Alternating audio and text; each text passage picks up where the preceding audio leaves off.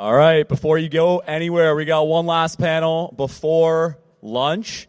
And as we announce this panel, I'm inclined to tell you that today, for only one day, all of you get a 35% discount on Chicago Ignited. So get your tickets and stay in your seats because we got one last panel. I'd love to welcome Laurie Parfitt as the moderator, and we're going to solve oversaturation, I believe, right? We absolutely are.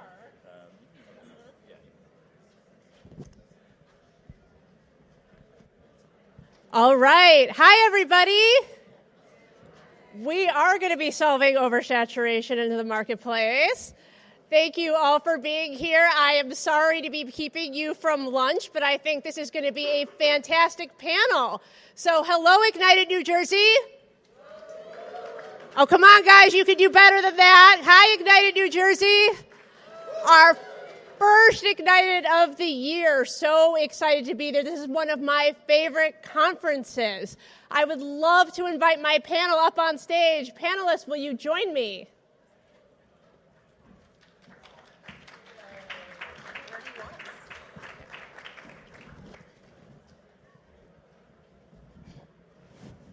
All right. Well, thank you all so much for being here. We are really excited about this topic. So this is all about oversaturation. So as we know, when a state goes adult use, it takes about 2 years for the canopy to catch up. And gone are the days where lines are around the block. If we build it, they will come.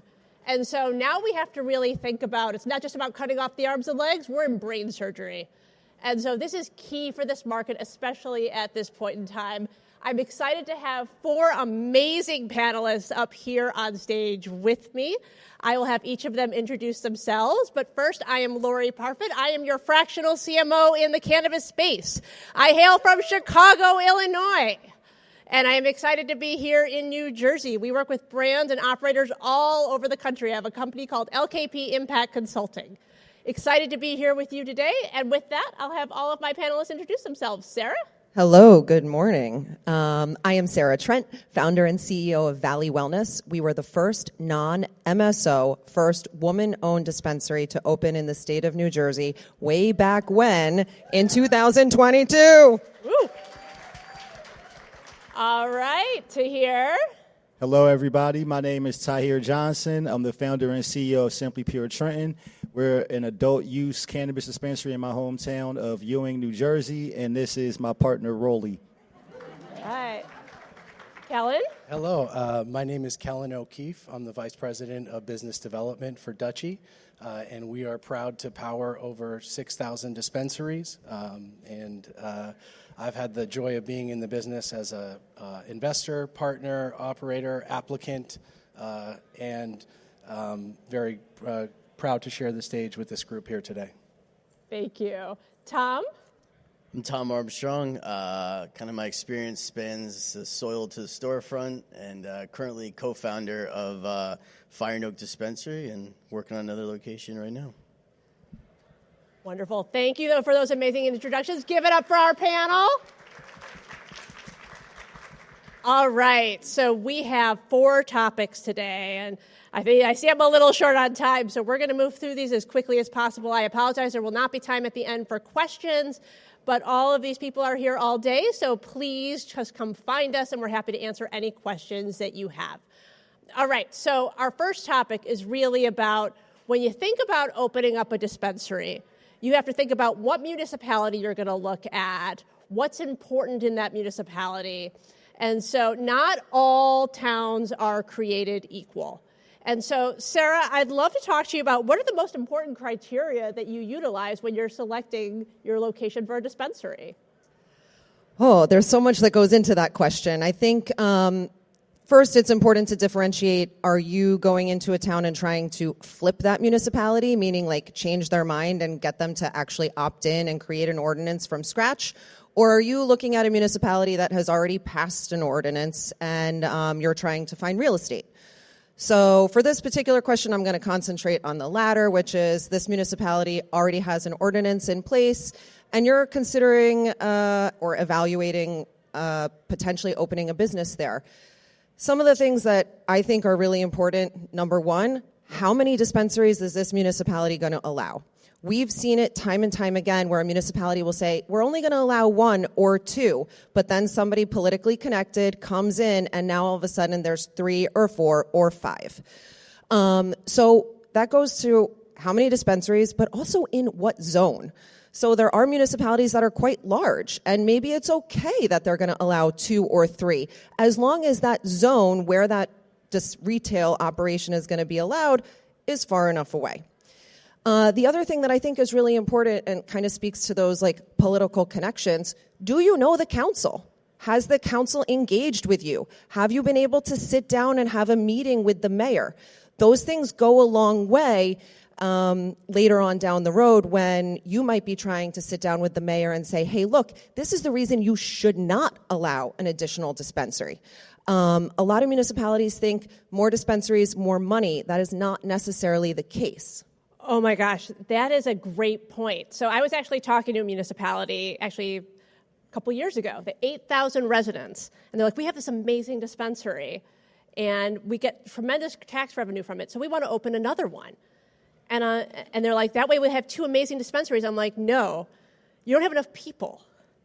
At some point, you're just going to split the baby, not add incremental value. And so instead of having 1 great dispensary, you're going to have 2 mediocre ones, wouldn't you say? Definitely, and that's a recipe actually for disaster for both of those businesses. And instead of seeing or supporting a single business to succeed, you're going to see both of those businesses possibly go under. And opening a dispensary is incredibly expensive. And so you really have to think about where you want to be and where the consumers are going to be. And so as we see oversaturation in a market, one of the things that we see is we don't have enough consumers to actually buy the product. And so you make a really great point, Sarah, when you say, you don't want to be in a town that has 3 or 4 or 5 dispensaries because there's not enough consumers for the product. Potentially, depending on the location. And some of the things that I'd be looking at in determining whether or not there was a viable retail location in that municipality, is there even available real estate in that zone? If the municipality has already opted in, you might be too late. A lot of municipalities that are considering opting in, you need to attend those council meetings. You need to show your face. You need to understand when the RFP is going to come out. What are those RFP requirements? How is it going to be scored? And are you going to be able to have real estate to participate in that RFP? Is there parking on site? All of the things that customers really, now that the market is, I don't want to say oversaturated quite yet, but we are getting there. How are you going to differentiate your retail location? Thank you. Kellen, any thoughts from you? I think these numbers are still really field of dreams-esque limited license state numbers that you're talking about. Just to, in reality, what we've seen in some markets and even cities in California, they went from 3 to 30, or so be prepared. And I think you can't emphasize enough how important it is to understand what the competitive landscape looks like in your market. I agree. Tom, did you have any thoughts? Yeah, I think both Kellen and Sarah brought up some good points, and I think the one thing that Sarah mentioned is really valid is understanding, whether or not you're going to try to get a town to opt in or whether or not the town's already opted in. And I think a precursor to that is really thinking about what are your objectives. Is this something where I'm going to go in and the goal is to entitle it and flip it within a relatively short amount of time? Is it I want to open one and live in the town right there and operate it for an extended period of time, or do I want to build a portfolio of licenses?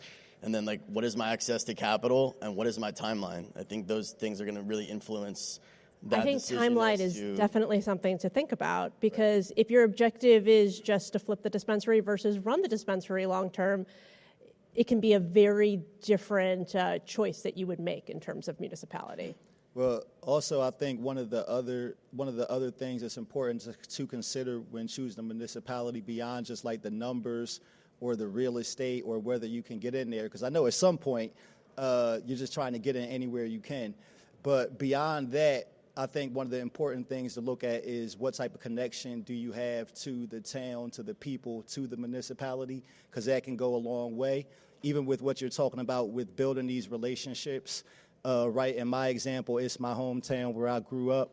So, I knew the mayor, knew the council people prior. My kindergarten teacher shops in my store, my high school friends. So, those types of things, it helps to go beyond just, and I think that's one of the things that's really beyond opening set us apart in the community, because although there are, most of the other dispensaries near us are large multi-state operators. So just having that local edge goes a long way. But even versus the other independent, dispensaries that are there, what's made us stand apart is the fact that, again, it's a local person versus, somebody different coming into the community. And we really leaned into that. And again, I think that really made a big difference for our business. Okay, so what I'm hearing here is really, you have to think about the municipality. What are the laws like? What are they going to allow? How many dispensaries? How many people are in the town? What are your objectives for your dispensary? Are you going to keep it and run it? Are you going to flip it? What is the objective for it? And then I love that community engagement, that involvement. Are you local? Are you interacting with everybody? Do you know the town? Are you committed to the community? I think community engagement is incredibly important for making sure that your dispensary can be successful, and it's what can help set you apart from other operators that come into your town. All right, so with that, let's move to our next topic. So our next topic is really about differentiation. So at the beginning of this panel, I said, no longer are we in the days of lines around the block. If we build it, they will come. I remember standing in line at dispensaries for hours waiting to get in. Those days are gone. So now we have to start thinking about, how are we going to compete? How are we going to differentiate ourselves? And it can't just be a marketing point of differentiation. It has to be product points of differentiation, customer experience points of differentiation. You really have to think about, why are they going to come to my dispensary versus the other three they just passed on their way over here? What am I offering that's going to be different? So, Tom, what does true differentiation look like to you in cannabis retail, and how do you know if it's real versus just cosmetic? Well, I think there's a few different aspects to that. I think one starts very early on, where identifying real estate. If you identify real estate that might have historical significance in the area that you may be able to locate within, or is very relevant to the community, if there's a piece of real estate where it's like, oh, I recognize that building, or this building was falling down for years and someone came in and fixed it up, right? I think people have a connection to that and have a connection to, that piece of real estate that's only going to be to your benefit. I think the next aspect of that is kind of along the lines of what Tahir said, really being involved in the community, having a connection to the community, and integrating into the existing fabric of the community, and really understanding that. I think a lot of times you'll see someone, maybe they have a very urban-esque brand, but they're in a very rural area, or conversely, they have a brand that's maybe geared towards more of a rural demographic or something, but they're in a very urban area. So I think it's really integrating and meeting the community where they're at, understanding what's the demographic of the community, what is the community going to be actually receptive to, and I think that'll be really beneficial. And I think lastly is strategic relationships with suppliers. I think really early on developing great relationships with cultivators, manufacturers, and suppliers, and having frank, upfront conversations with them so that they understand, look, my success is your success, right?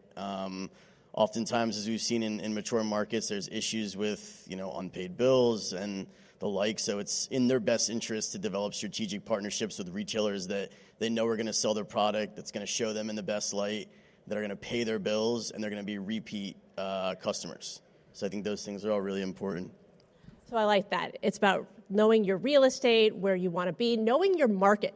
Who is your consumer? Is your consumer rural? Are they urban? Are they high income? Are they low income? You don't want to have a mismatch within your town. And I agree, having those great relationships with suppliers is really important. Kellen, what would you like to add? Yeah, well, that's a great point. We believe that the way that retailers and brands interact is an incredible opportunity in the space.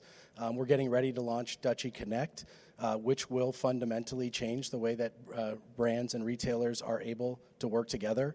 Things like vendor-funded discounts today still remain a huge challenge in this industry, where retailers have to accept what vendors suppliers and brands have to accept what retailers demand in terms of credits and discounts. And that can be hundreds of thousands of dollars a month, and they often are unable to trace whether or not those discounts and credits are being applied to the consumers and which ones of those discounts are actually working to achieve brand loyalty. These are very, very important things, and being able to trace that and bring transparency to the relationship, I think will add a lot to the way that brands and retailers can work together. So I like that, vendor-funded discounts. In consumer packaged goods, we call that trade marketing. And I remember back in the day when dispensaries were funding their own discounts. I was working with dispensaries, and I was like, oh, who's paying for all these daily deals? And they're like, what do you mean? And I'm like, well, who's funding this? And they're like, oh, well, we are. I'm like, so we're paying to promote other companies' brands?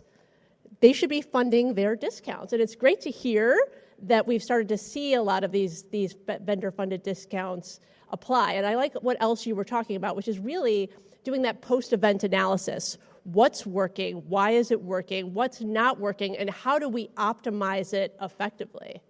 Yeah, in mature markets, you're seeing almost 100% of discounts be brand or vendor sponsored. Yeah, I think that's fantastic. That's a huge departure from what we used to see within the industry. So it's great to see that as the markets are evolving, they're evolving in a way that's more financially viable for businesses going forward. Sarah, what about assortment? So important. And I actually, this is my pitch kind of about what Valley Wellness has become. To Tom's point a little bit, I always said, everybody smokes weed. Doesn't matter if you're 21 or 70, male, female, white, black, Latino, whatever. Everybody smokes weed. But it is very true. Like, you do need to serve your customers, your demographic. We live in a very, not rural, but suburban area. And you hit the nail on the head. I actually got in a new brand that is more city-based. I could see how it would do well here in Jersey City. And I couldn't move the product.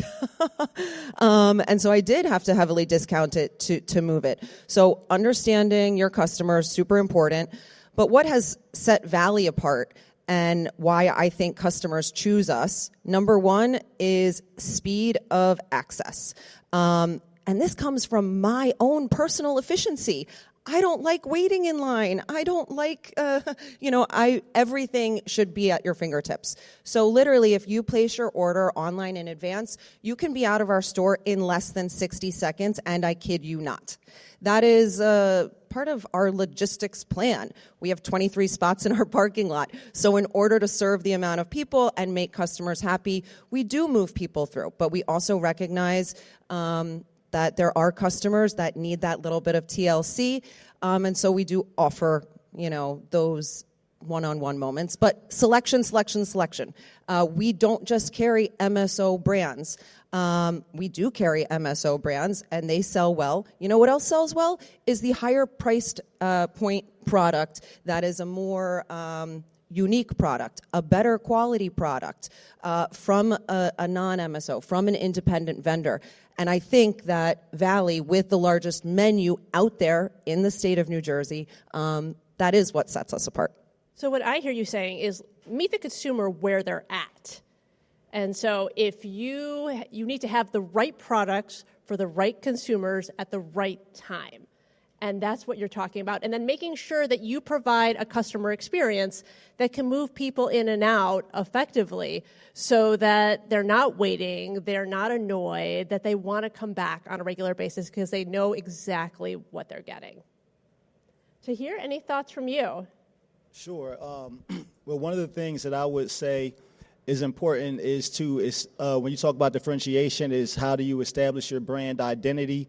What do you want people to think of? What do you want people to feel? When people talk about your dispensary, your brand, what do they say? When you go tell your friend about it, I stopped at Simply Pure, that place was blank. I picked up this product, it was this, right? So you want to think about that because in my opinion, who's your consumer? Everybody, right? Think about McDonald's, Coca-Cola. They want to sell hamburgers to everybody. But maybe you get a chicken sandwich, maybe this person's a fillet of fish. So to what Sarah said, having that product differentiation, the right product to meet people's needs is really important.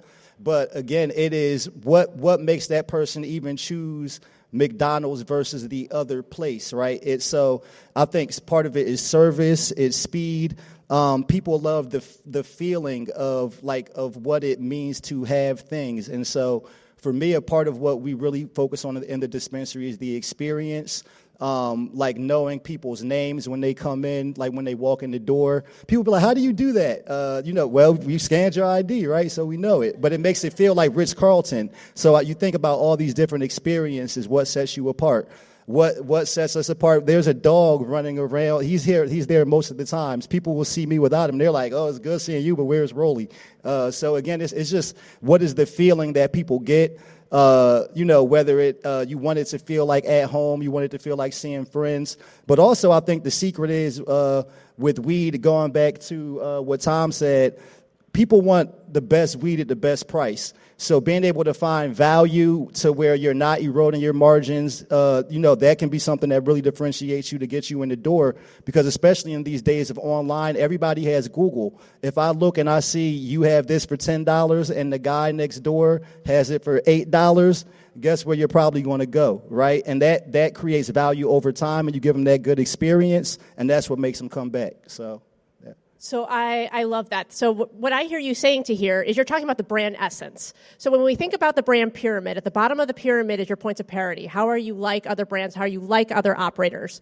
Next level up are your points of differentiation, which we covered in our last topic. How are you going to be different?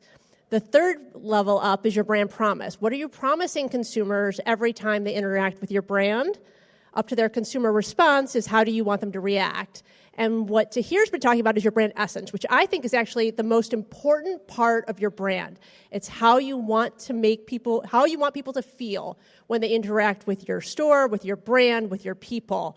People will not remember what you tell them, but they will remember how you make them feel. So to me, this is really key for differentiating yourself in the market, is making sure that everybody in your dispensary is operating within that brand essence. They have to live and breathe that every day. These are small businesses, so everybody has to be on board for it to be truly authentic.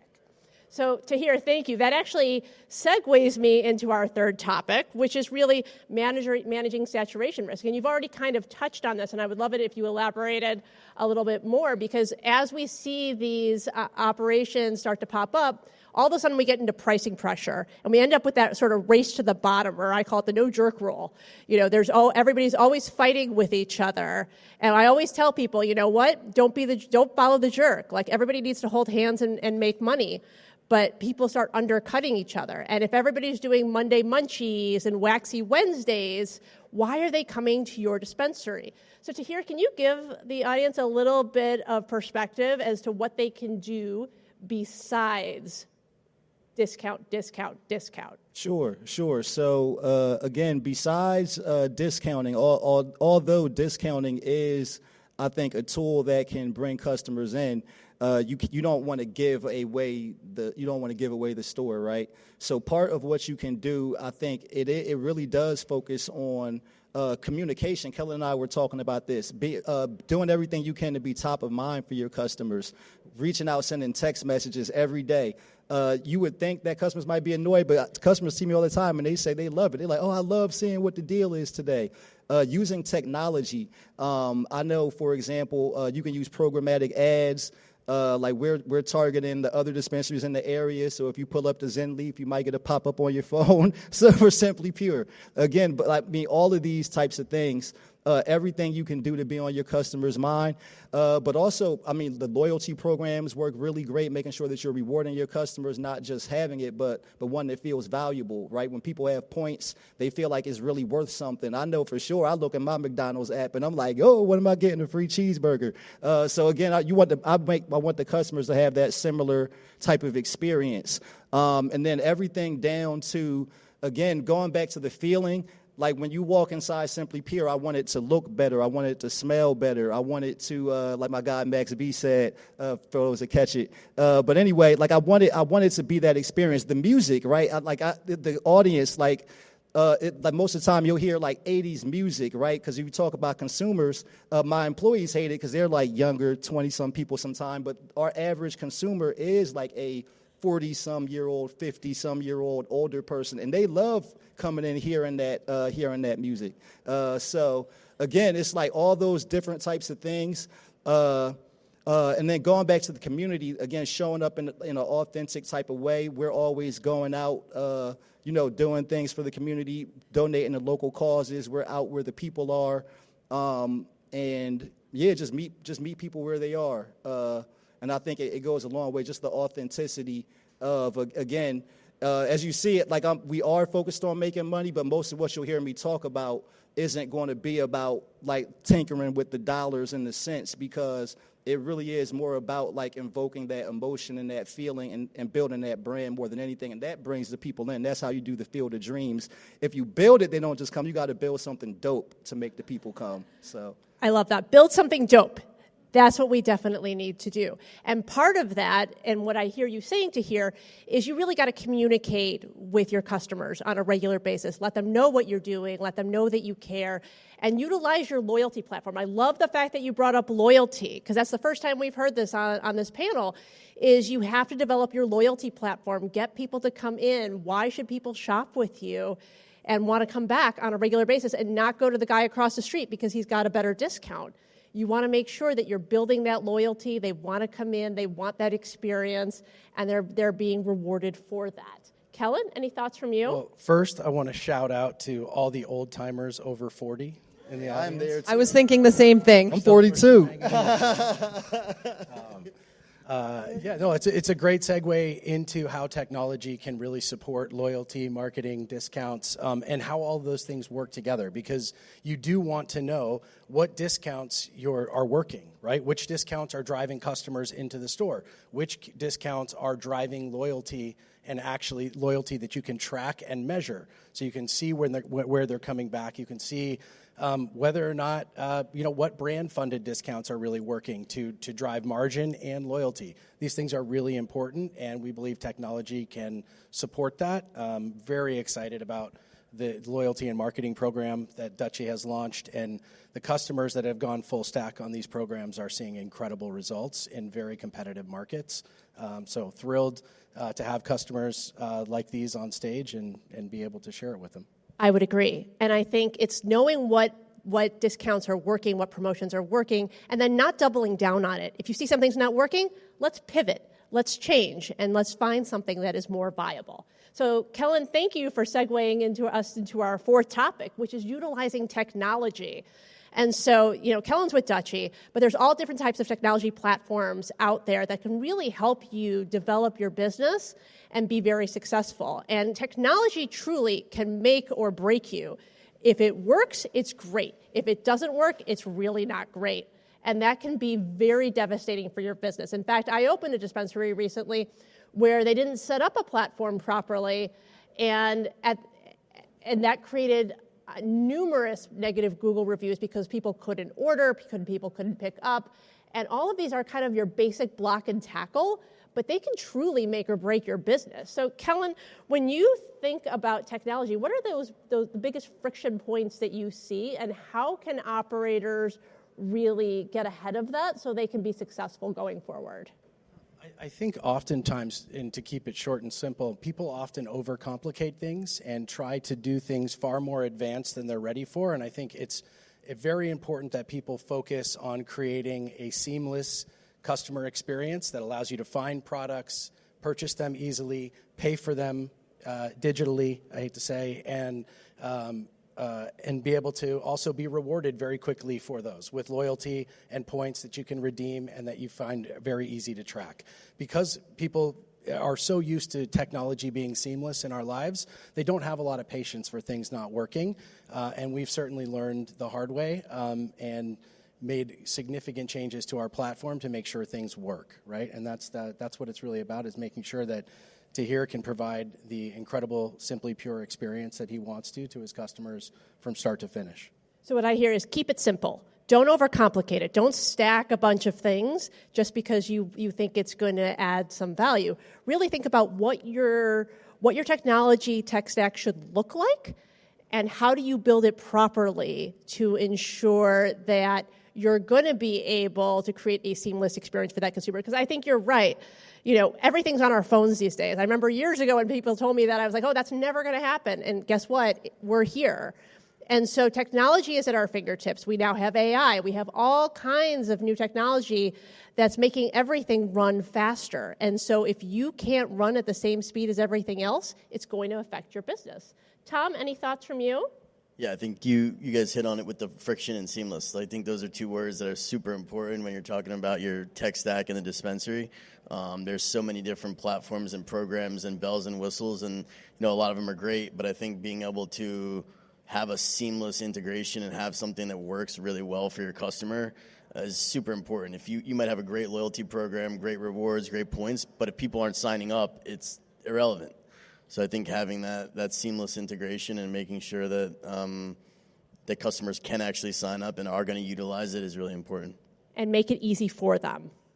Yes, so they're not going to sign up if it's difficult, if it's challenging. They're not going to come back to your dispensary if your registers aren't working and they can't pick up their product. So, like I said, it can be the difference between being profitable and not. All right, so we are at the end of our time here, and I think this has been a great discussion about how dispensaries can stay viable. So first and foremost, you need to really know your municipality. You need to work with them effectively. You need to know how many dispensaries are going to be allowed so that you pick the right location for you. It's important to be very involved in that community, so whether you're from there or whether you have connections there, make sure that you're interacting with that community on a regular basis. Secondly, make sure you differentiate yourself, and it has to be true differentiation. Have new and unique brands, bring people in, have interesting ways of connecting with them, utilize your marketing to really draw them in, speak to them on a regular basis. And then make sure that you have the right tech stack and you keep it simple but effective so that you can be successful going forward. So with that, we are at the end. Thank you to our amazing panel. Let's give it up for them. Thank you, Laurie. Thank you. And thanks to all of you, and lunch is served. All right, everybody, you heard her. Lunch is served. We're going to start back here promptly at 12:55. Toss on some tunes for us as we walk out. Everyone's hungry and wants to jam out. So we'll see you all very, very, very soon.